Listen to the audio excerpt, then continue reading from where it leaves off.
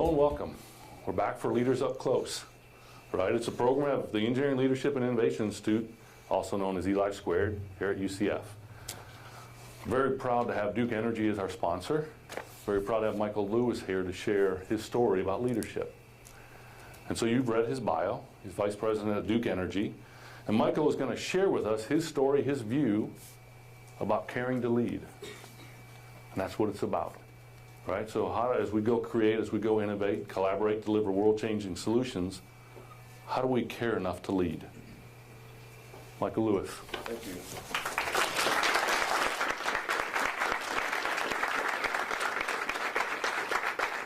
Good morning. It's a privilege to be here. You know, it was an easy choice for me. Being in Charlotte and around a table, or here with you having a good time to talk about leadership. Right, so I made the right choice. When I was asked to speak to you today, I, of course, again, knew it as a privilege, but also it required me to think more about leadership and what it means for me. Normally, when you involve in your job and what you do, it becomes kind of innate. You know, you don't consciously think about your behavior in regards to leadership. But when you ask to present, it forces you to really, really put intense insight into, what is important to you as a leader. And so this presentation is really a result of my own internal introspect on leadership. So you will have your own viewpoint as well. And one thing about leadership is that it has to be authentic to you, because if it's not, it will not work. Okay? It's really taking who you are and applying broad leadership principles, and then it becomes, a part of you. So let me just start the presentation by doing the commercial. Okay, Duke Energy, we're the largest utility company in the nation, electric utility company in the nation. We serve 7.2 million customers over 6 states, a large organization. Just recently, came together, Progress Energy and Duke Energy, to make one company. A lot of activity ongoing with that, still ongoing, and as a part of the meeting today is really about continuing to define the future of our organization. So I'm very proud of our organization. Does a lot of wonderful things, in regards to our industry, but also in all the communities we serve as well. As leaders, it's important that when you think about your position and what you do, there's, of course, the mission that you have to be mindful of, but there's also the people that you impact as well. And for us, we impact about 23 million people. We have 7.2 million customers, but those are premises. But 23 million people in population in all the communities we serve. So we're very proud of being able to, have an outreach to be a partner in our communities as well. But today we're here to talk about leadership. So before I begin, let me tell you a story. Okay, so this man in a balloon, hot air balloon, realized he was lost. So he descended in altitude and spotted a woman below. He descended further and shouted out to her, "Ma'am, can you help me? I'm lost. I promised a friend that I was going to meet him an hour ago. I have no idea where I am." She said, "Of course, I'll help you." She looked up and said, "You're about 30 feet hovering above the ground. You're between 40 and 41 degrees, north latitude, 58, 59 degrees west longitude. Hope that helps you." He pondered for a minute. He said, "Wow, you must be an engineer." She said, "Yes, I am. How did you know?" He said, "Well, everything you told me is technically correct, but I have no idea what to make of information." Right? She said, "In fact, it did not help me at all. I'm still lost, and you know what? You delayed my trip even more." Okay, so she responded. She was taken back by that response. She said, "You must be in management." He said, yes. How do you know? He said, well, you don't know where you are, and you don't know where you're going. You've risen to your position mainly due to a large quantity of hot air. And you expect people below you to solve your problems. You made a promise that you have no idea how to keep. And the fact is this: you're in the same position you were in before we met, but somehow it's now my fault. So this is not about care to engineer or care to manage. It's about care to lead, right? Leadership is about inspiring others to accomplish objectives, small or big, together. That's my definition of leadership. And to pull that off as a leader, you must care enough to bring energy to that relationship to make that happen. It's not based on your position or title or your authority. It's not a compliant issue. That's not leadership, that's managing. It's inspiring people. It's a commitment you're looking for. And leaders are made to build commitment. Now, when you see this presentation, I'm going to talk about a few tenets that I think are important to be a great leader.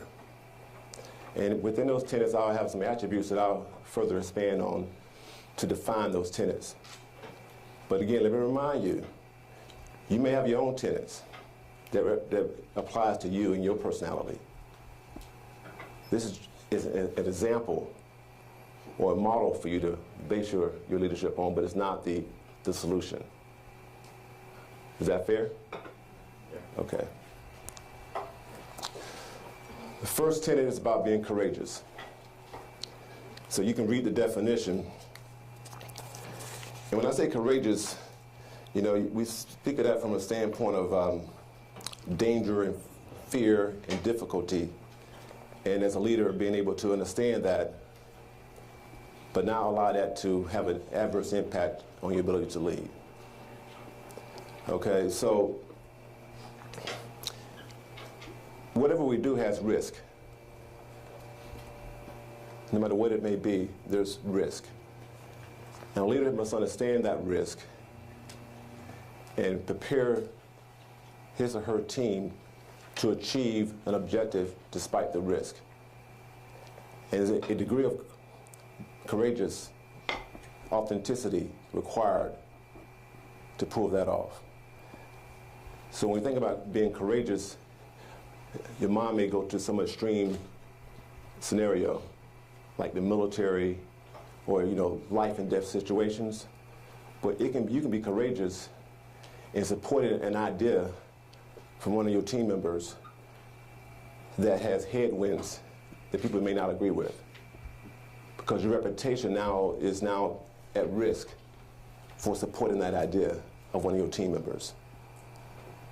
Okay, so risk and your response to risk speaks about your courage. One, by the way, it's not me. I'm not that flexible yet. So one attribute of this tenet is being calm in a crisis. There's nothing worse if you see your leader in panic. If your leader starts to run, I'll suggest you run too. That may be a good idea, right? So, being calm in a crisis. So for me, I'll share with you one example. 2004, maybe the May time frame, I was selected into a new position. It's called Vice President of Distribution Operations. And one of the responsibilities of this job was to be in charge of our hurricane and storm restoration effort for our company here in Florida. No big deal. We hadn't had a storm since 1985. So I didn't even think about that when I took the job, right? I said, yeah, I got that, no big deal. I'm an engineer, I know how to do this. It's not gonna happen though. A few months later, We got hit with 4 hurricanes.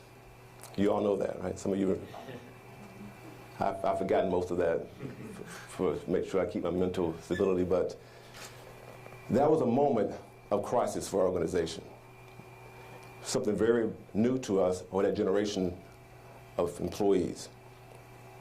So there was a lot of looking around as to what to do and when to do it. We've been trained, but not live training. As a leader, it was imperative that I remain calm during that crisis. And that calmness was not based on me being naive. It was based on me having the confidence to know that I worked around great people who do great things. Okay, and so that was a message that I communicated, you know, to my team members around me and through various communication channels to ensure that we got this. I know the media is involved. I know this is headline news. I know we have 800,000 customers without power, but we have this. Look at your training. Look at the things we've done together. Build that confidence in your team members, okay? And then they will perform to their potential. If they have anxiety about the outcome, their performance is impacted. If you have anxiety about taking a test, does that impact your performance? Yes. If you have anxiety about anything at all, it has a negative impact on you. In fact, that's in my opinion, one of the central problems of, you know, this society and what I do today is that anxiety is about worrying about the future. Then sometimes we have guilt because we worry about the past. If you focus on the moment, you can create this calmness. The moment you're in, that builds the confidence in yourself and translates to your team. So that's one attribute of being a leader. Speak up, speak candidly. How often have you been in a situation when it required you to stand up and speak out on an issue that was unpopular in the group that you were in? Have you ever had a chance to do that before? Raise your hand. Okay. You cared enough about the issue to speak out and to be candid about an issue that was unpopular. That is an incredible trait of leadership. Anyone can nod your head and be included in a line on something that everyone likes. But when you do that, when it's required to do it, when it's not popular, that's a mark of leadership. And others watch you, by the way. They see you, they observe you, and they want to follow you. They want to follow you. Do you want to follow someone like that? I do, that has the ability to stand up and do the right thing and speak out on issues even though it may not be popular. I can recall a situation that I was involved in back in 2009. As you recall, back then the economy took a shift and we lost a lot of construction jobs and the growth rate just plummeted in the state of Florida. That required our organization to downsize, to reduce the number of jobs in our organization, and I initiated that. 10% of our organization of people had to lost their jobs, 20% positions, 10% were vacant. I went out and I met with every employee in my organization statewide to share this message. And so imagine a room like this with employees that have been impacted or will be impacted by that type of decision. It's my decision. At that moment, that was a moment of truth. Two options.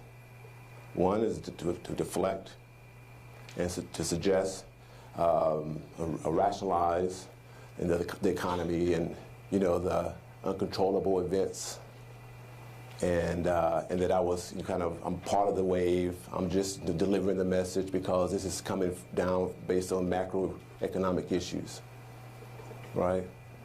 But that was not what that team wanted to hear and what they needed to hear. What they needed to hear was who was accountable, who made the decision, and why. So my first statement, my introduction was this. I know all of you feel angry, scared, frustrated, and I'm the one that caused it all. And because of that, is because of my respect for you that I stand before you today to tell you why I did this. Okay? That's leadership. Tough situation. Families. I know these people, known for 20 years. But that's what they needed to hear. Fast forward the clock. Today, they still speak about that meeting in a favorable way. That's your moment. Was I nervous about that? Yes. Absolutely. You know, I was nervous, right? I'm human. It's a big deal. And everybody in the room was bigger than me. Not joking. Like, no, everybody okay, everybody's okay. You get me? Moment of truth. Speak out and speak candidly. Tell the truth. And don't be afraid of that. Mark of a leader. I love this. Embrace change. You notice it's not straight ahead, right? There's no option to go straight ahead, is there? Because that's no change. It's the same process, same routine. You're making a turn, and it's the future, and there's some anxiety waiting there, with some unknowns, uncertainties, ambiguity waiting for me when I make that turn. I've seen leaders act in various ways when they get to this sign. When they approach this sign, I've seen leaders behave in various ways. Some of them try to resist the change, try to make the turn to go in the past or stop. I've seen some try to coast through it, and I've seen some accelerate. Okay. Wayne Gretzky. You know who Wayne Gretzky is? Famous hockey player, right? They asked him once, "What's your secret? You know, how do you do what you do?" He says, "Very simple. I don't skate where the putt is. I skate where the putt's going to be." Right? That's the job of a leader.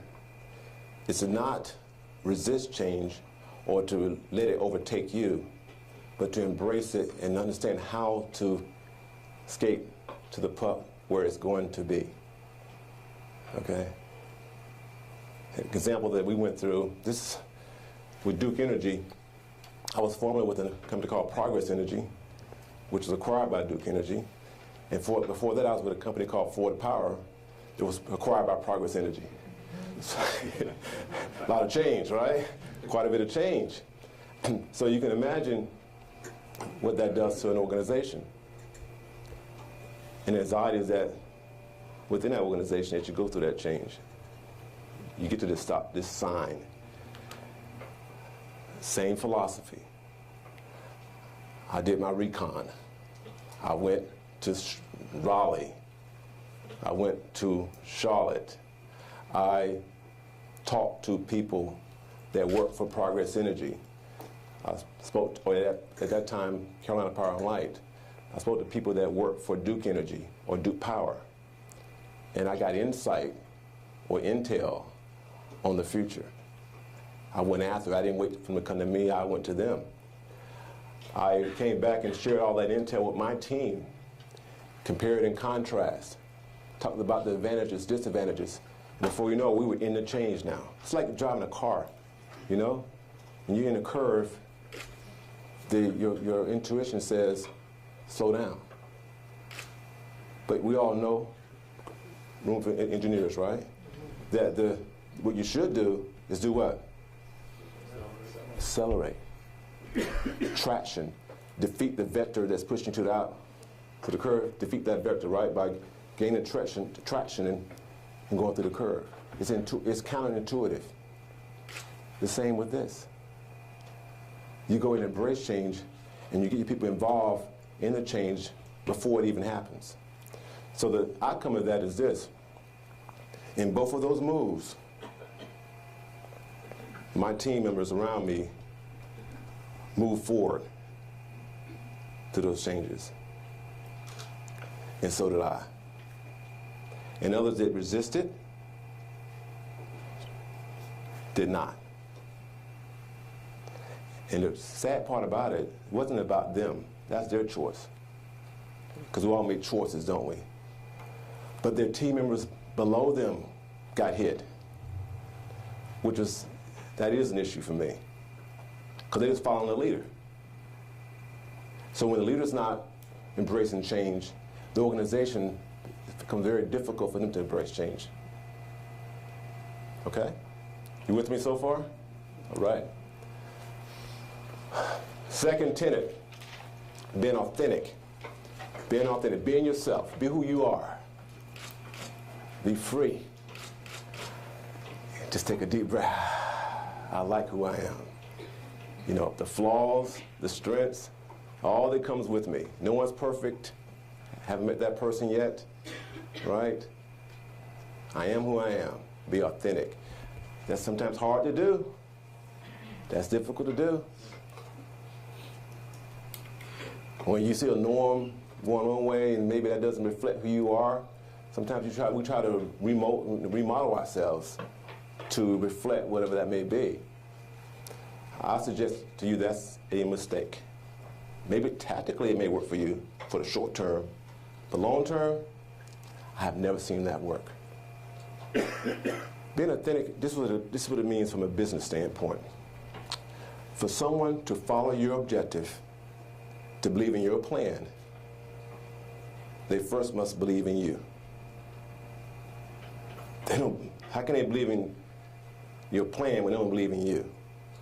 That's the first step. The second step is you got to believe in yourself. Believe in the mission, they believe in you, and then you have to believe in yourself. I love this slide, right? Brand equity. Be yourself plus. Now I'm going to the marketing area now. It's dangerous grounds for me. So, but you're with me. Brand is not about marketing. Brand is about, this is my definition, it's really about just being who you are in every way. Making sure that what people perceive about you, what's their perceptions of you, is accurate. That's all it is. It's not being someone different. It means that who you are inside, the others see that picture, a 1-point correlation. Okay? And whenever you get to a point where you're this way, really you're this way, but they see you that way, you got a problem. Your brand has been compromised. Your job is to be who you are and make sure that others see you as who you are. And this plus means that when you know who you are, you improve and you advance yourself on that basis. Okay? So really what that means, that you have a reputation that speaks about you before you even enter a room. People talk about you, this is at our company, they're in meetings talking about you and you're not even around. I like to remind leaders that there's always another room. When you're in the room talking about people, yeah, that's what you think. There's someone in that room talking about you. And then in that room, while they're talking about you, there's someone in another room talking about them. Right? Okay, so Your job is to make sure when they're talking about you, that they're sharing the truth based on who you are. That's the goal. So what's my reputation? I need to know that, don't I? Do you know your reputation? I've seen this too many times. Some people don't have any idea how they are perceived by others. That's a blind spot. You have to go out and find out. You got to do your intel, your recon to find out how you perceive, what is your reputation. My reputation, I'm kind of like a maverick. I'm the kind of guy you bring into the game in the ninth inning when you're down by 10, because I'm probably hit every batter that comes up to try to prolong the game. No, I'm not that bad, but I'm a maverick. I'm the kind of guy that's going to try something. I'm going to innovate. I'm going to try to find a way to innovate out of a situation. And by the way, speaking of innovation, do you see how this applies in innovation space? Is innovation all about defeating conventional wisdom, right? The norm, and creating out of that norm to inspire others around you, your leaders, your creative people that you work with, to reach beyond what people have done in the past, to do it differently, to do it better, faster, cheaper, going forward. Do you see how these attributes will enable you to do that as a leader?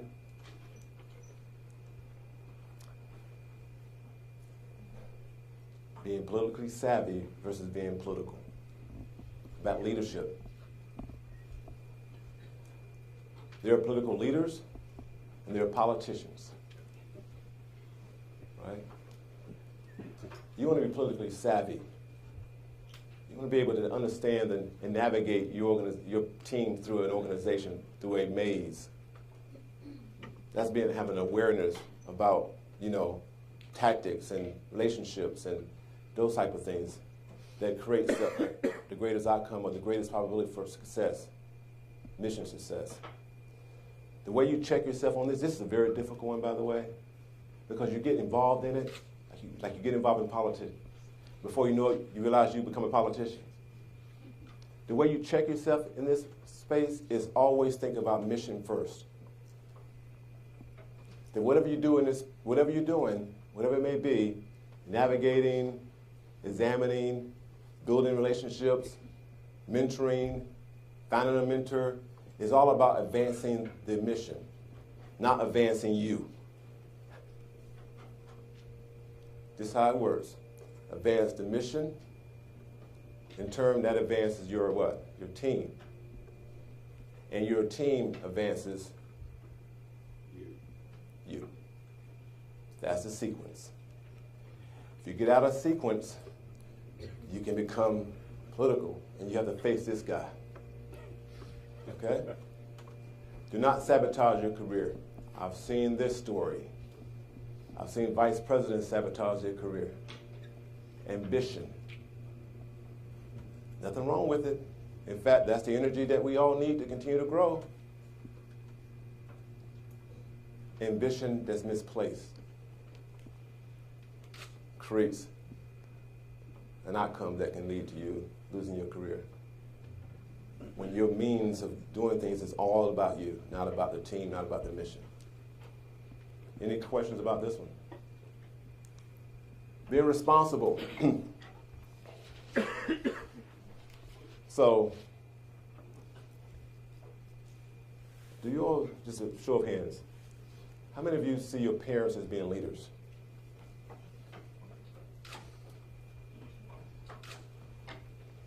One reason why to examine why you feel that way is this one here. They're always responsible. They're responsible for you. They have taken responsibility for you. That's a credible attribute regarding leadership. You want to follow someone who has the ability, the will, they care enough to take on responsibilities, be accountable. There's no difference in regards to leadership. people that follow you, people that are on your team, people that you work with, people that are going to do great things in regards to innovation, they need to understand that as a leader that you are responsible for yourself as a leader and for that team. Without that, your leadership is compromised.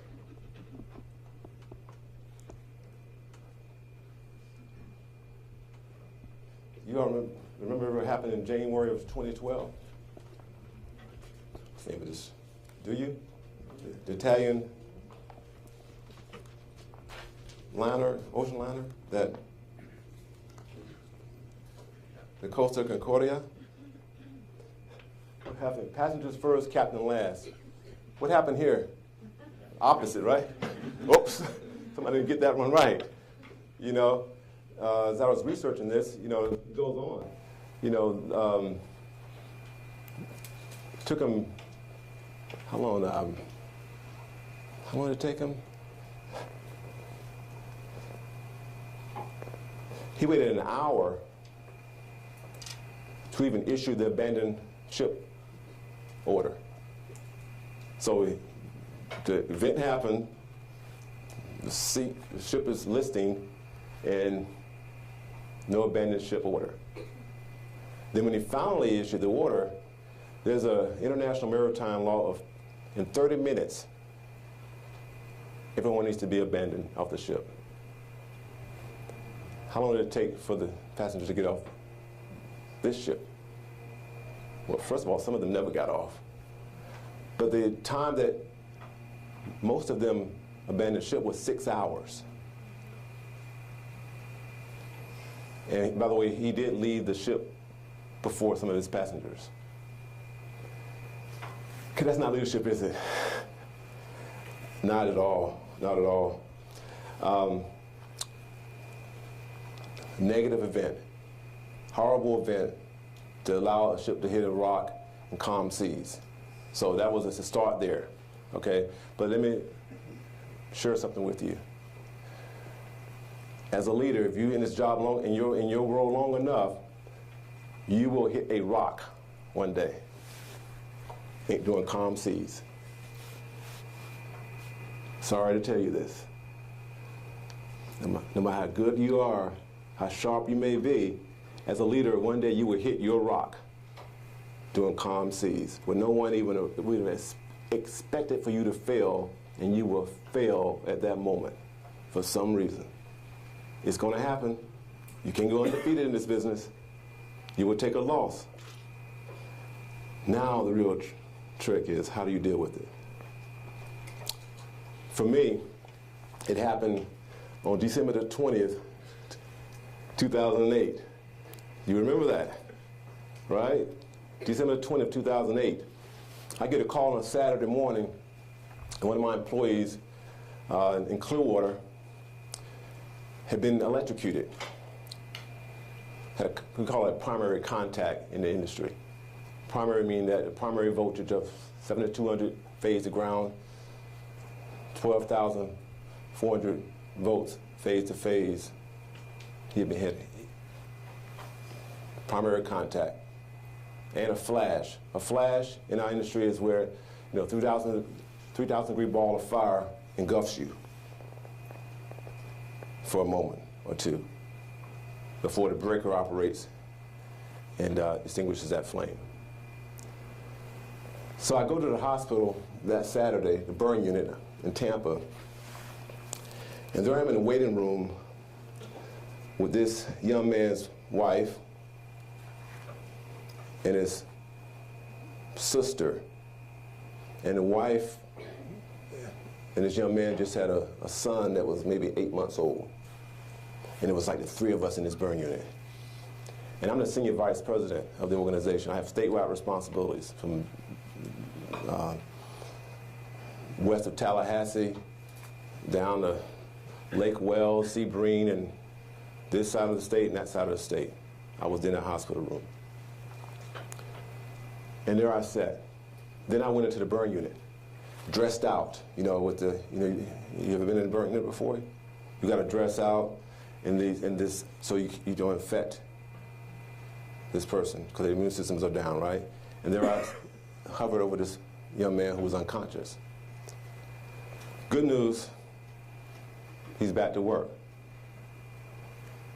But that moment, that was my rock. And that started what we call in my organization, and everyone knows it, it's called our walk through the desert. And what that meant was this, that in my organization, I had people that were very safe, and always have been safe, but they were safe in an unsafe work culture, meaning that they were safe in a culture that did not applaud or recognize all the procedures, the little details that are required to be safe, which led this young man to be in a situation that if I had a safety culture, he would have never been in that situation, because you know there were several violations to get to that point. But it was a culture that was okay because it was getting the job done.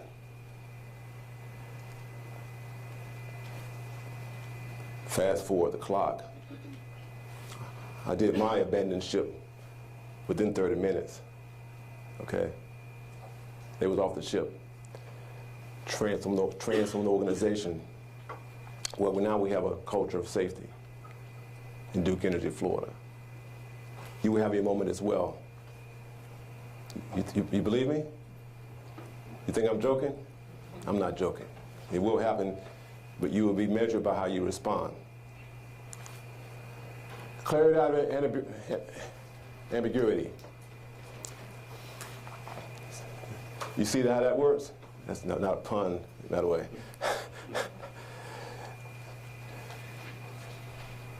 If your organization, your team is unclear about what to do and how to do it, your team will suffer. And your job as a leader is to bring clarity to whatever you're involved in. Sometimes we say keep it simple. What we really mean is keep it clear. Keep it clear so that you know that they know how to pull it off. And you got to check that. You got to verify that. You just can't assume that they know because you said it. You got to verify that you've cleared the deck of all the ambiguity, and now they completely understand how to achieve what you want them to achieve. I mentioned about the mergers. There's a process called integration, where there's a host of activities that's involved to determine who does what practice we use. We're going to use what we did at Duke, or we're going to use what we did at Progress. You know, there's varying ways of doing things, and so that creates ambiguity. And by the way, you do this while you're still operating. You don't go call a time out and do this. You still have to operate your business while you go through this process. So during that type of period, you must constantly create clarity in your organization, because ambiguity is always around you. So a very important attribute of this tenet. And finally, I love this. I don't even need the words, do I? The buck stops there. Point of accountability, that's all this means. There has to be a point of accountability. In teams you're involved in, if it's involved in operations, if you're involved in innovation, there has to be some aspect of a point of accountability, not a committee of accountability, or a group of accountability, or organizational accountability. Has to be a point of accountability. The buck stops here. Does that resonate with you about accountability? And sometimes accountability is not so obvious. It's not as clear as this stop sign. Sometimes it's vague, meaning that if something's happening in your organization and you don't know about it, which means you don't even see the stop sign, you're still accountable. Right? There are times when you think about accountability is that, okay, this happened and I'm accountable or not. What about things you don't even know about yet that's happening in your organization? You're still accountable. That's hard, by the way, to get your head around that one. When things are happening that you have no idea what's going on and you're still accountable? So what you must do is create a way of determining and having channels and having checkpoints so that you do know what's going on. And that's really through a mode of communication. And when I like to use the term accountability model. I use that term quite often. What is your accountability model? It really goes something like this. What are you doing to ensure that your team members, or better said, what are you doing to catch your team members doing things right? What process do you have or will have as you move on out of university to catch your people doing good things? So we sometimes rely on exceptions only. That the only time you become aware of a situation when there's a problem. It's called managing by exception. That's what they call it, management. It's not leading by exception, it's managing by exceptions. Leaders don't wait for exceptions to recognize their employees. They seek information, they go out and they examine the organization, they go out and visit people, they get reports, and they try to catch people doing things well, which reinforces that behavior and the team grows. That's accountability, by the way. Empathy, my last tenet. Empathy. Empathy. Do you have the ability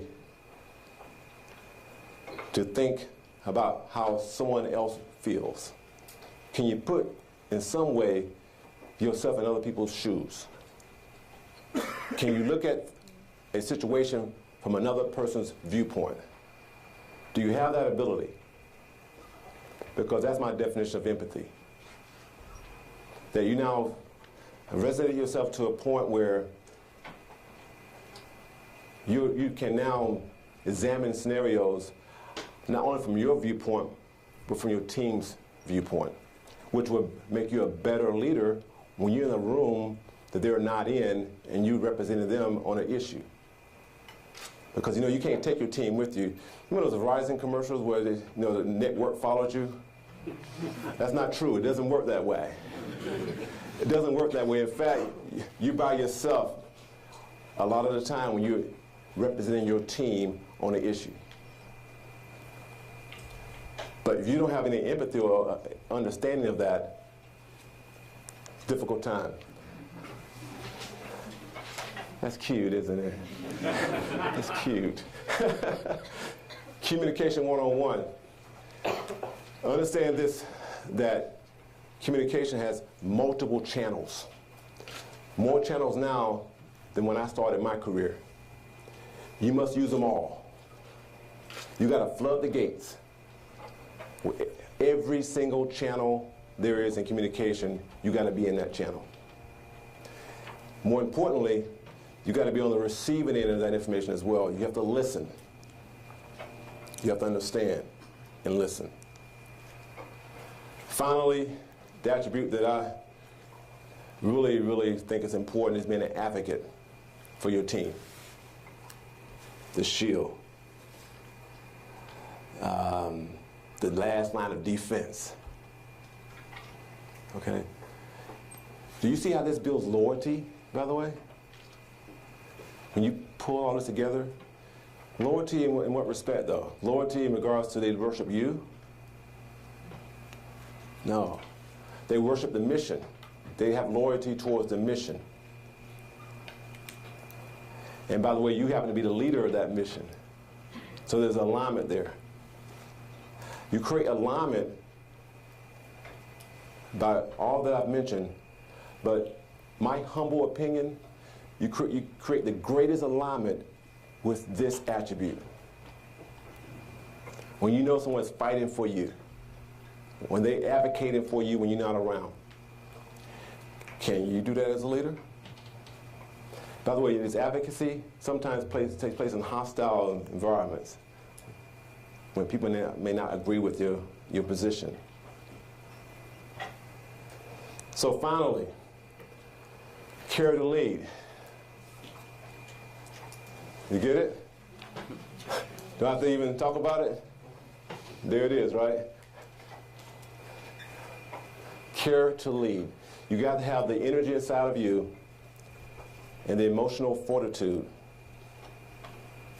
to do these things, or whatever you choose, to advance your team to achieve great objectives for your organization.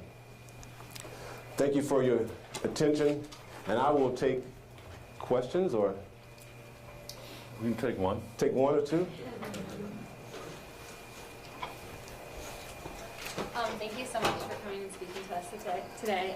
You spoke a lot about all the different tenets of leadership. So my question is, if you don't mind sharing, what's the most difficult one in your opinion, and how have you sort of grown to have that tenet? The most difficult one is the you get sucked into an environment when you get in corporate America or whatever you may be, whatever organization, and there's a norm, and you can get involved in politics, and the game of climbing the corporate ladder. And what's been difficult for me, I'm going a different place, is that when I see that happening around me, okay, when I see, like, you know, I see it happening around me at places above me and around me, how do I not let it impact my drive? That's been most difficult for me. How do I stay on mission and stay focused and on point for the organization when I can see the game and the drive maybe of others that may not be aligned? To me, that's the most difficult. Mm-hmm. One more. You talk about change and, you know, embracing the change, you know, looking forward and not looking back, or trying to keep things the same. With regards to that, how long do you think it took you to basically learn and implement all these, like the 4 characteristics? So you asked me, how long did it take me to learn these characteristics? And I would say the learning is ongoing. It's a continuous process. If you ever, at any point, declare yourself to be at a point of a master in any of these, you've already failed. Okay, this is an ongoing exercise that you continue to embrace and learn from, because there will be situations in front of you that you have never seen before that would test all 4 of these. And by the way, there's just 4. There's many more that I didn't talk about today that are still on my radar to improve in. But it's an ongoing process. And with that, I think we've got to run a little bit, but ladies and gentlemen, help me thank Michael Lewis for giving us a moment to just pause, right? To start thinking about what our tenets are. And probably the most important thing we need to thank him for is for Michael Lewis to bring the authentic Michael Lewis to us today. Thank you very much.